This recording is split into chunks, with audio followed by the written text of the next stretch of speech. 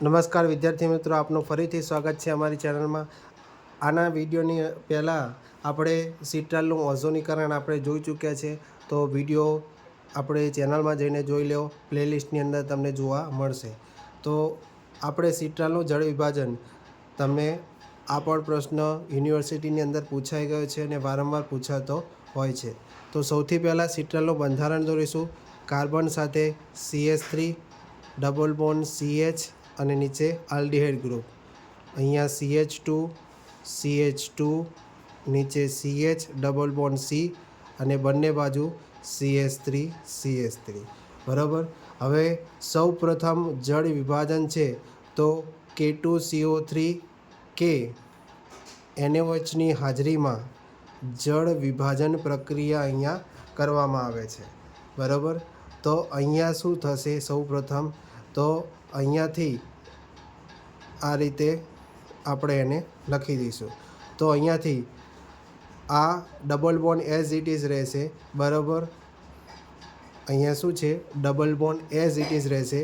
જળ વિભાજન એટલે કે આ પાણીનો અણુ છે, એની અંદર એક OH છે અને એક હાઇડ્રોજન છે. બરાબર.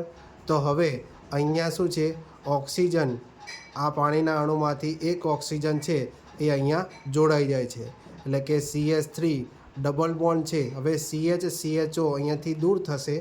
અહીંયા ખાલી જળ વિભાજનમાંથી જે પાણીનો અણુ છે એ પાણીના અણુમાંથી એક ઓક્સિજન અહીંયા જોડાઈ જાય છે.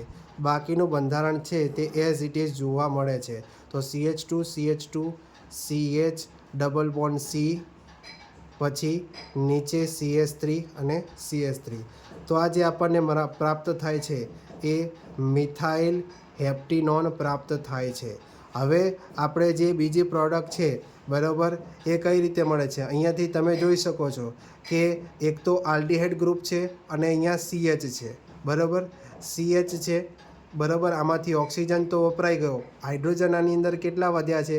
હાઇડ્રોજન 2 વધ્યા છે. તો આ કાર્બન સાથે એક હાઇડ્રોજન છે અને બીજા 2 હાઇડ્રોજન જોડાય તો આ રીતે લખી શકીએ CH3. ટોટલ 3 હાઇડ્રોજન થઈ જશે અને એની સાથે કયું આલ્ડિહાઇડ ગ્રુપ જોડાયેલું છે એટલે CH3CHO. એટલે આપણને એસિટાલ્ડિહાઇડ આપણને પ્રાપ્ત થશે. બરાબર.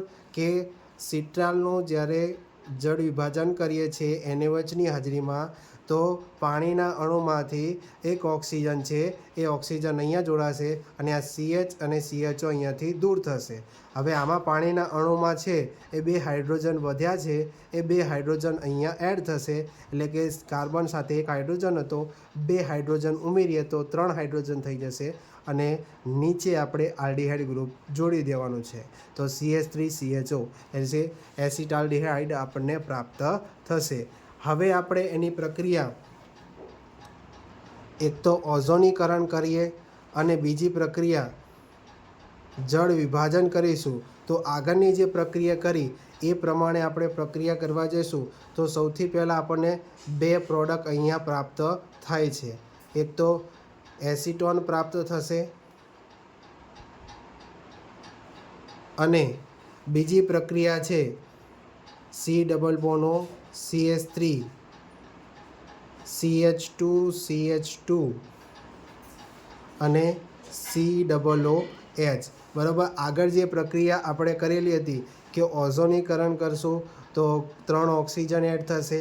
બરાબર. 3 ઓક્સિજન પછી આપણે એને છૂટા પાડીશું. તો સૌથી પહેલાં આપણે ડબલ બોન્ડ છે, ડબલ બોન્ડ એક ઓક્સિજન હતો એ ઓક્સિજનની જગ્યાએ આપણે એક ડબલ બોન્ડમાં રૂપાંતર થઈ જશે. બરાબર.